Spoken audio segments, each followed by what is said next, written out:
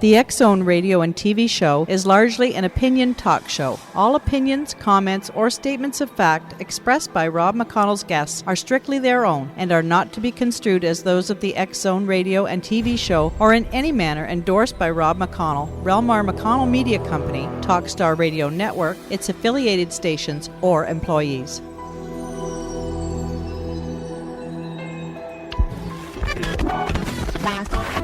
All Hit Radio.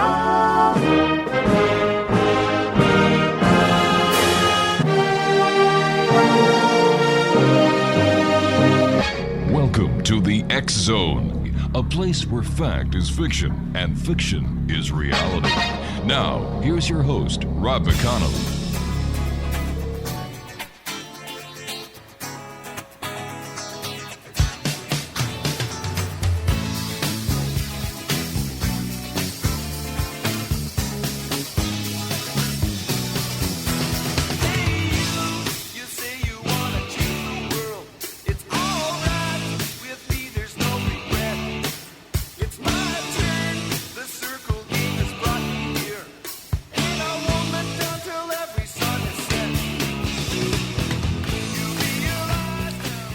And welcome back, everyone. This is the X-Zone on the Talkstar Radio Network, X-Zone Broadcast Network, UK High Definition Radio, Euro High Definition Radio, Star Cable, and X-Zone TV. 1-800-610-7035, worldwide toll-free. Email xzone@xzoneradiotv.com. On MSN Messenger, xzoneradiotv@hotmail.com. And our website, www.xzoneradiotv.com. My guest this hour is Peter LALOR, and he's the author of Shrouded in Mist, Physics and the Archaic Symbology of Metaphysics. And to demystify millennia of science, philosophy, and religion, I'm sure you would all agree, is no easy task. During archaic times and the thousands of years of wisdom acquired by the priests of Egypt, for example, there was no reference to science or philosophy. It wasn't even religion per se. The nature of existence of truth and knowledge was not merely the true belief of the ancient Greek philosophy. As civilization moved westward, X-Zone Nation, through the Mediterranean, Europe, and across the Atlantic, the nature of existence or of truth and knowledge was and still remains in constant and often volatile conflict. It seems the world has settled on believing, but understanding where it all came from remains shrouded in the mists of time. Joining me now is Peter LALOR, LALOR, I should say, and Mr. LALOR, welcome to the X-Zone. Thank you very much. What was your inspiration, sir, for writing Shrouded in Mist? I had a lot of time on my hands, and I had been writing poetry since I was 17, and I entered college with what the founders of America would consider a classical education, but I also, after 7 years as an altar boy and wanting to become a missionary,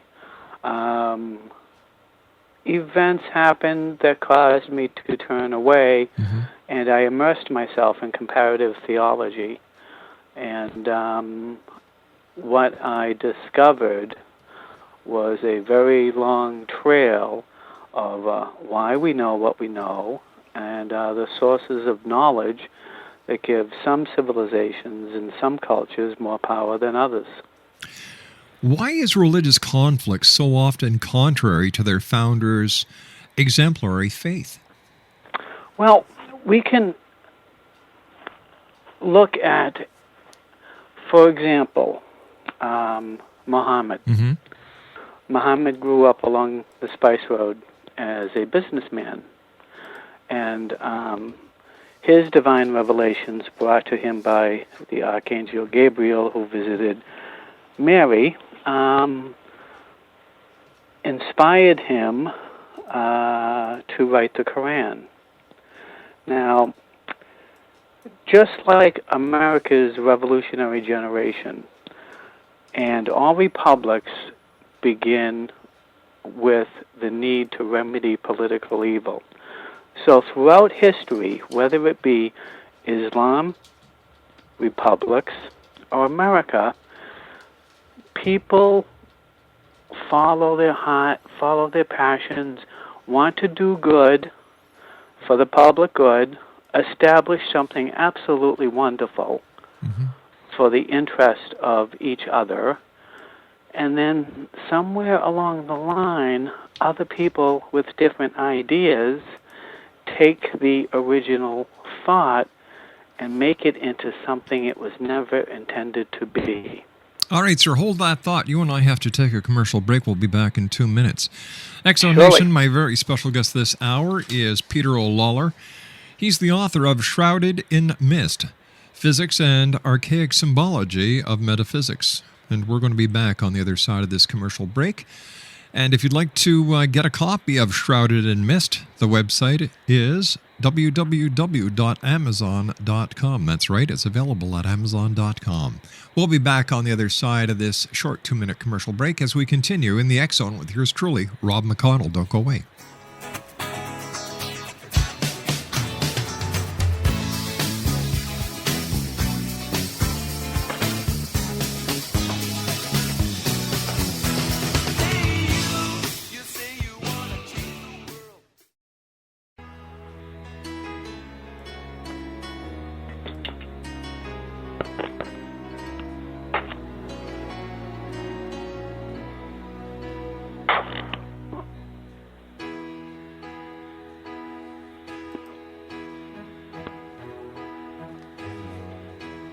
Everybody needs a little time away.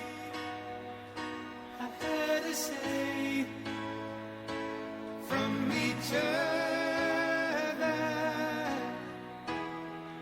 Even lovers need a holiday. Far away from each other. Hold me now. It's hard for me to say I'm sorry. I just want you to stay.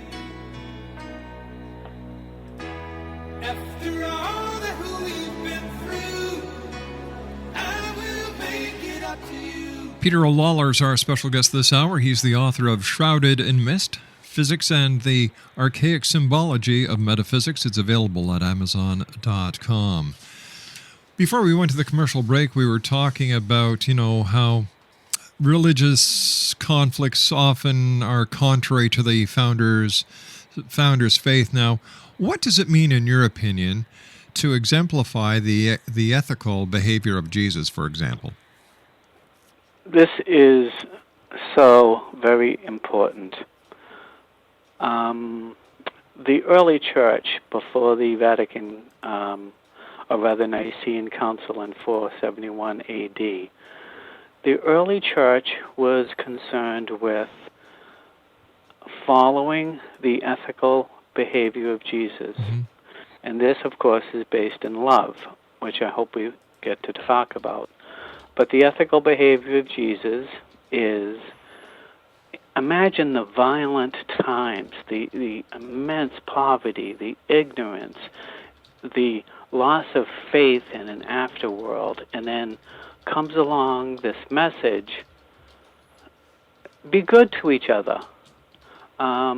Ethics was, throughout history, very, very important.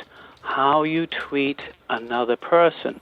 The golden rule among the founders of the revolutionary generation was the one they considered most important. Do unto others as you would have them do unto you.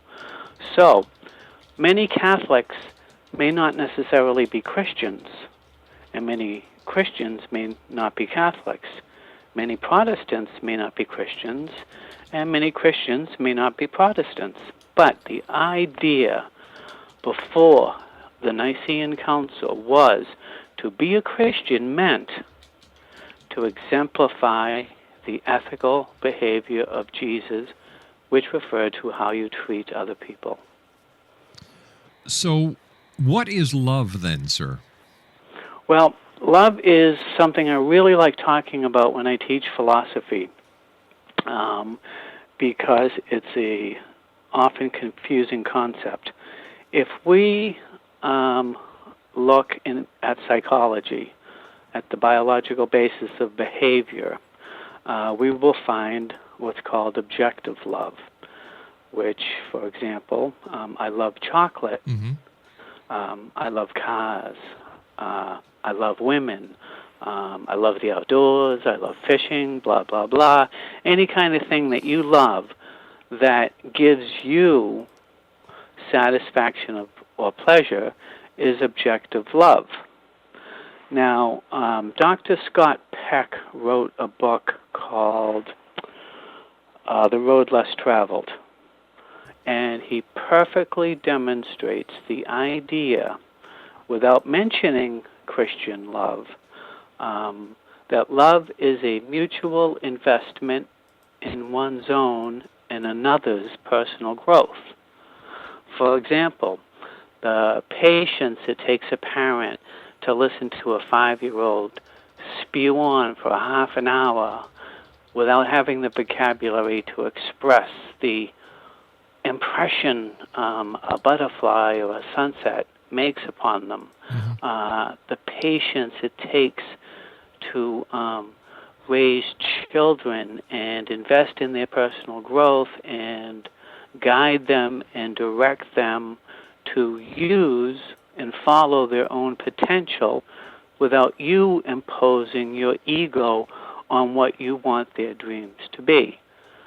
So love is either objective, I love chocolate, or love is a mutual investment in one's own and another's personal growth. All right. Does that make sense? It makes perfect sense. Then how about knowledge? Well, this is very cool because, especially when I teach philosophy, there is a Greek, first of all, philosophy means love of wisdom. But I have never yet have had a student ask, well, what's wisdom? Well, the ancients who came far before the Greeks knew very well that wisdom was the understanding of knowledge.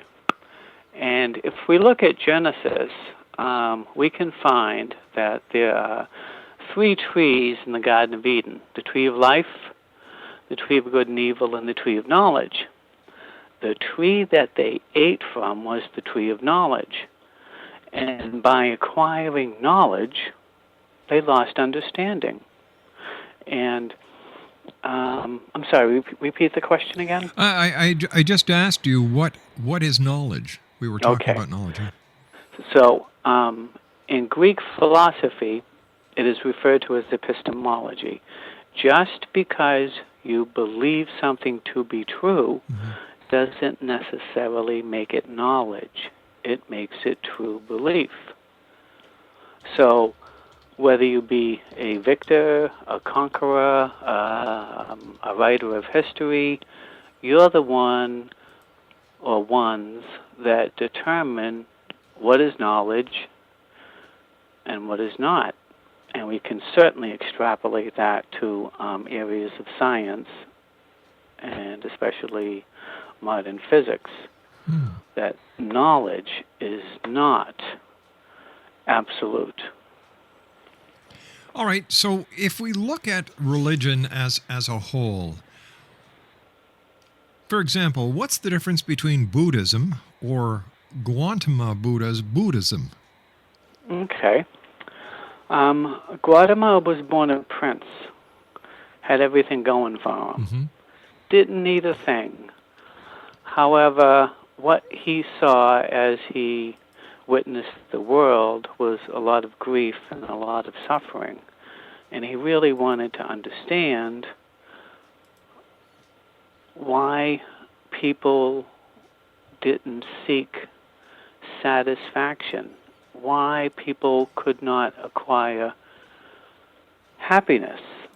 And when a person today practices Buddhism, they're looking to liberate their self from the world of illusion, the world of darkness, their own physical, intellectual capacity, their own base instincts. But Buddha had Mahayanism, which referred to the liberation of humanity as a whole. And I talk a lot about that in my book. Why are there so many different religions? Well, we can use anthropology to answer that question. But we always have a wrench in the works. For example, my professor in sociology, and I went to this documentary, and it showed that around the world, all cultures evolved at the same rate, at the same time, with the same means, and slowly gained an identity which eventually separated themselves from others. However, after the documentary, I said to my professor, Professor Polanski, that documentary is really missing something, and that would be the origins of Europe. And she said, well, I'm surprised anyone would notice that. And I said, well, it doesn't fit into the thesis of the documentary, because in Europe they had medicine and magic before they had weapons and war. And they certainly don't fit into the timeline of everyone around the globe evolving through their cultures at the same rate, at the same time, by the same means. And she admitted that it is a part of marketing that we, start people off with these hypotheses to introduce them to anthropology and sociology. So there are different religions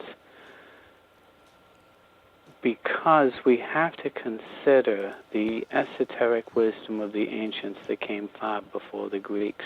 Now, for example, the subtitle of the book is Physics and the Archaic Symbology of Metaphysics, correct? Correct. Now, science in the Western world has grown to follow a certain formula.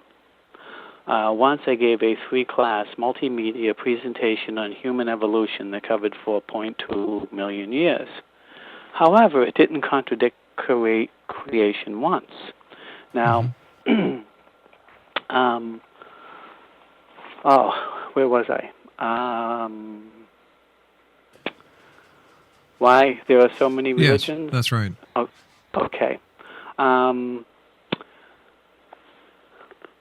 If we follow the evolution of cultures and the migration of humanity, we might follow the Indo-European language that came from India on its way to Europe. But a lot happened in between. For example, in Egypt, a god or goddess can only be understood by what they wear on their head. Now, Isis is the only goddess or god who wears more than one crown. But the most ancient crown is a seat. Oh, okay. Listen, I hate to do this to you because I'm thoroughly enjoying our conversation. You and I have to take a news break, sir. So please stand do. by. Exonation, Peter LALOR is our special guest. His book is available at Amazon.com, and we'll be back on the other side of this news break. Don't go away. I just want you to stay.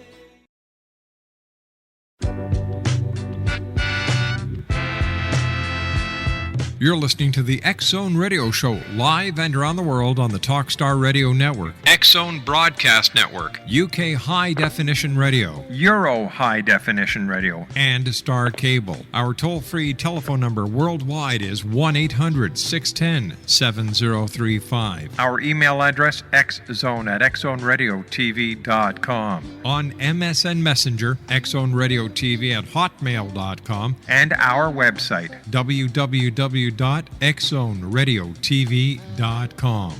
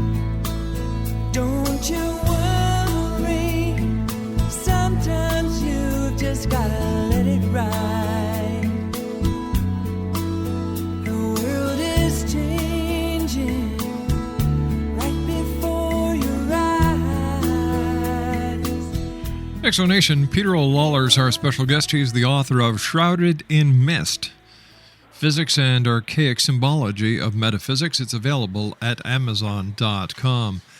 Peter, when it comes to the present crisis that we're finding in America these days, do racial, religious, or radical religious groups despise or hate Americans or their government?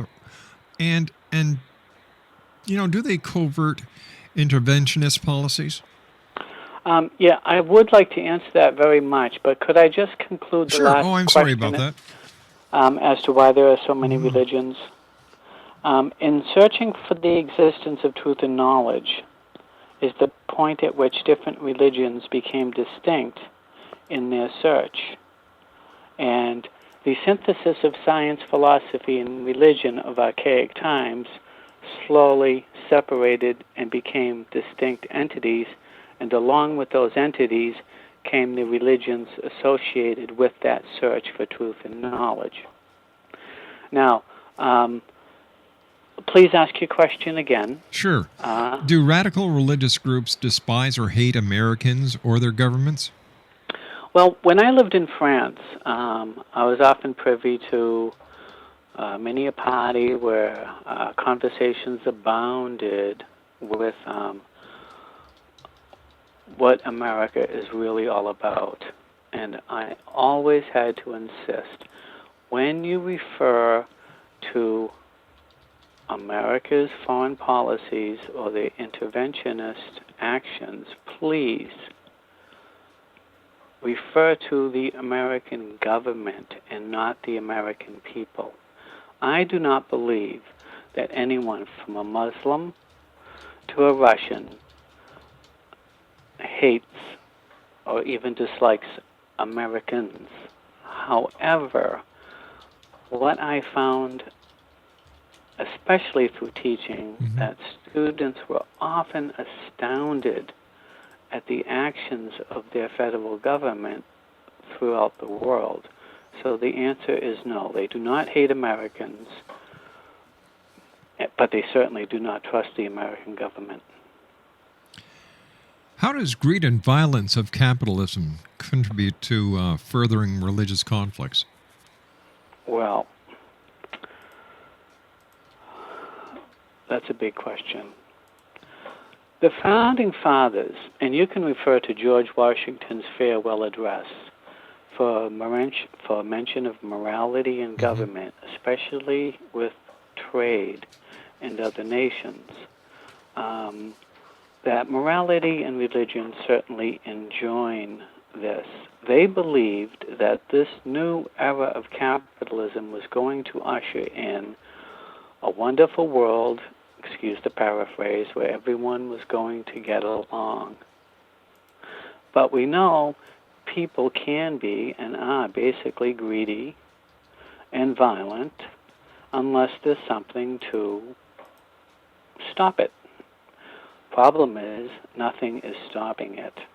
For example, today's issues in America is outsourcing. I hear it all the time. Yeah. And people say, oh, we're losing jobs. But what they don't realize is they're losing tax money. These foreign corporations go into foreign countries and can do in foreign countries what they can't do at home. There are no EPA standards to follow. They can pollute all they want. They can hire, work, and pay whatever they want. And that is certainly greed. Now, the violence, in America, as a scholar of, I wrote a book called The Never Realized Republic, Political Economy and Republican Virtue. Mm-hmm. There is an old adage that Roman virtue, or their desire to do good, was the expansion and domination of trade backed by an elite military. And whenever I say that to students or others, I always say, remind you of anyone? Because this expansion and domination of trade is backed by interventionist policies enforced by violence. Now, for example, we know that Afghanistan became a colony in 1812 belonging to Russia. Mm-hmm. And we know in 1948, when Israel was going to become a nation through the United Nations, there was this little boy in Saudi Arabia whose father was a millionaire owning a long chain of laundromats. And when he grew up and got his money, he wanted to go to Afghanistan and help the Afghan rebels get rid of the Russians. Now, at this time,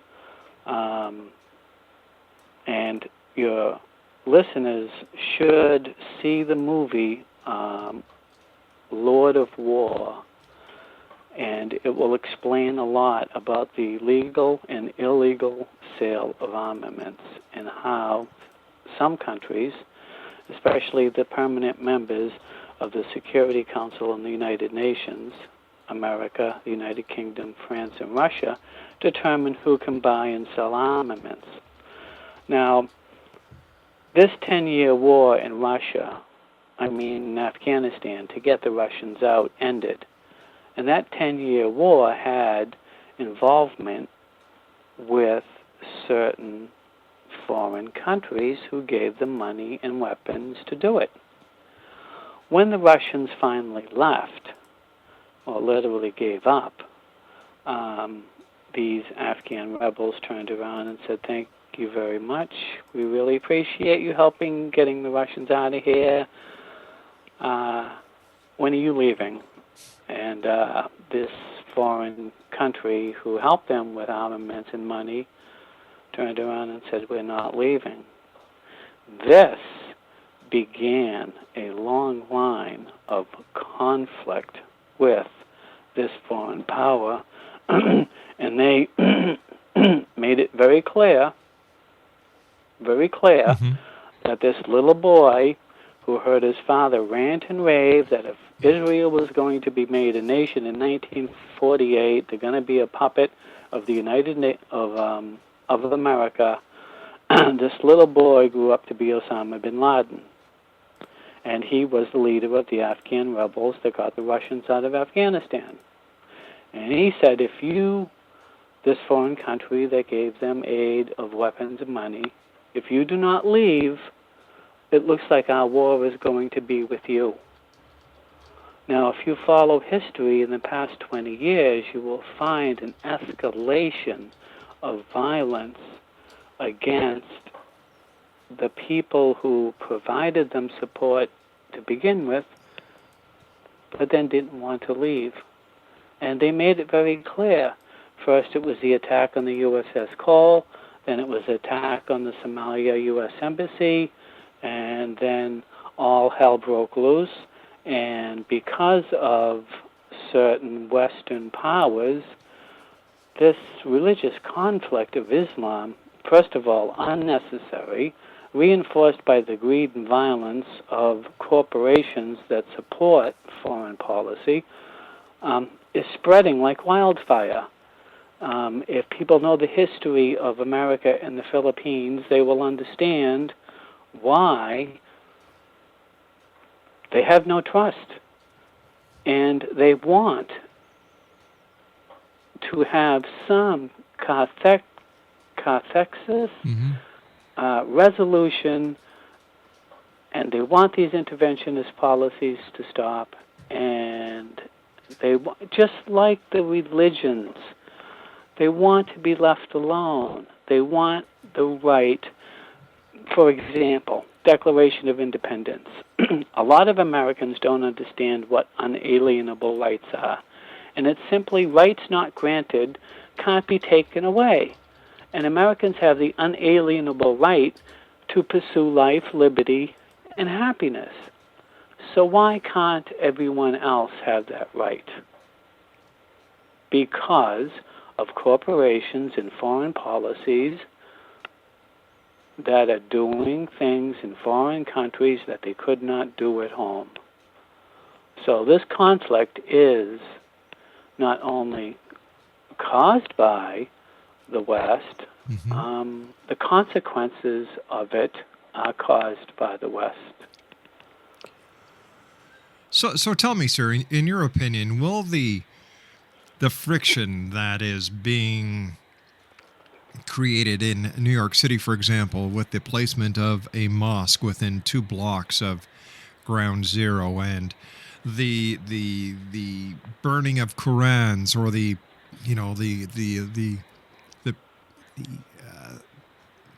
attempt to burn Qurans by Pastor Jones in Florida, will this ever cease? Not only will it not cease, but the problem is that, for example, some states actually burn books by American authors. And as far as the mosque goes, I think the First Amendment of freedom of expression and the freedom of religion, if people, and this is my problem as a scholar, trying to teach how the revolutionaries' vision and the purpose of their revolution was severely altered in the 1790s. Americans do not, like Europeans, teach history as causes and motivations. They teach it as dates and events. Who cares about dates and events? Every American will tell you, almost everyone, history is boring. We don't want to understand, but it's because of the way they teach it. Now, if anyone was to read the Quran, they would know that violence and greed are not acceptable to Muhammad, peace be on him. And the ethical behavior of Jesus, greed and violence, not acceptable, peace be on him. Buddha, every great religious leader, from George Washington to Thomas Jefferson to Samuel Adams, greed and violence are not acceptable in human behavior. And let's talk about ethics, the moral philosophy. The Greek moral philosophy was translated by the Romans as ethics. By the 20th century, that grew into normative, applied, and meta-ethics. And in the early 21st century, we have ethics all over the place. We have corporate ethics, we have ethics with police, we have ethics in the Senate, we have ethics with HIPAA, that's supposed to guide your private information, and ethics this and ethics that. But like understanding religions, people that are different from you, they don't. and where are the people who want to teach it? There is an obstruction of the flow of information, not only in history, but contemporary events that keep Americans in the dark. And they should, as Americans, knowing their right of the freedom of expression, the freedom of speech, which includes the freedom to be heard, they have every right to be true to their faith, not true to the radicalism and the conflict, regardless of who created it. All right, sir, please stand by. You and I have to take our final break. Exonation, Peter O. LALOR is our special guest. His book can be found at Amazon.com, and the name of his book, well, one of his books, is Shrouded in Mist. If you'd like to find out the other books that Peter has written, all you do is go to Amazon.com and type in his name, PeteroLalor. That's PeteroLalor.com. I'll be back on the other side of this short break as we continue here in the X Zone from our studios in beautiful Hamilton, Ontario, Canada. My name is Rob McConnell. Our website is www.xzoneradiotv.com. We'll be back in a few minutes. Don't go away.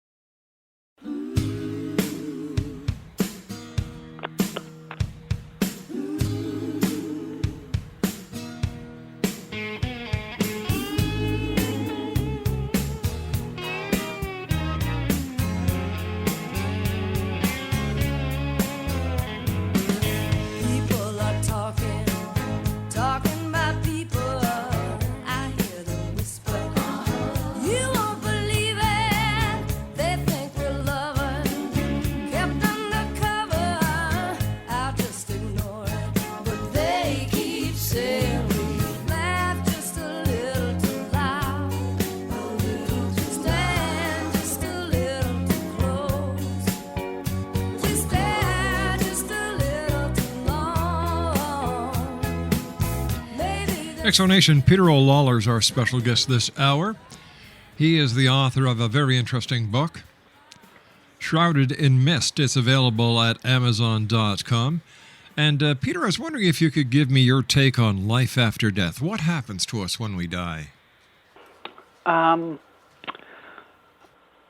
like to start. How long is our segment now? We've got about 3 minutes. Oh, 3 minutes. Okay. All right. Well, I better cut this short. It all depends on where your head and heart is. Mm-hmm. Now, the ancients refer to what the Kabbalah calls the tree of life. Some people call it the involution of spirit and the succession of worlds. What a physicist would call the Big Bang, the Hindus would call the exhalation of Brahma. Now, sometimes a violent death keeps people from believing or understanding they have died. And consider this expression for a moment. All things exist in the same space, but on different dimensions. And there is the path leading beyond the Big Bang. Now, we are physical and intellectual, as well as psychic and spiritual. Our physical, intellectual capacity is our body, our ego, our identity. We are not our body, and our body is not us. Now, sometimes a violent death keeps people from believing or understanding they have died. And this is usually temporary, but love seeks the light and the divine, and this being will transcend. To love and be loved is the catalyst for surviving one's death. It is said that all memories of love remain, while the poorest memories reside in the person's shadow, their vehicle, or the shell of the person that was once there, their personality or their identity that eventually fades. If the soul does not separate from the shadow, it is then that they wander through the shadows of their previous life. The violent deaths are those spirits that yell and wail and don't really understand all whom they have loved cannot see them. But when they are ready, they too will return. The most pitied are those with anger and resentment for loss of life or a deep lust for physical being. Their desire for living is so great that they will not to leave. When they see they cannot participate in the objects of sensation and desire, they are said to go mad. These are the lost souls, the chain bangers, the wall pounders, the malevolent spirits who are said to be living in hell on earth. Their loss, confusion, and denial of their very existence leave them trapped. Peter, I want to thank you so much for joining us tonight. It's been a great pleasure talking to you, sir. Continued success. And we'll have to continue this conversation on another show because I know you and I still have so much to talk about. Wonderful. That would be so great. And thank you again for inviting me. Mr. LALOR, it's been my great pleasure. Exonation Peter LALOR has been our guest this hour. If you'd like to find Peter's books, just go to Amazon.com and in the top search, just type in Peter LALOR. That's O''LALOR. We'll be back after this news break. Don't go away.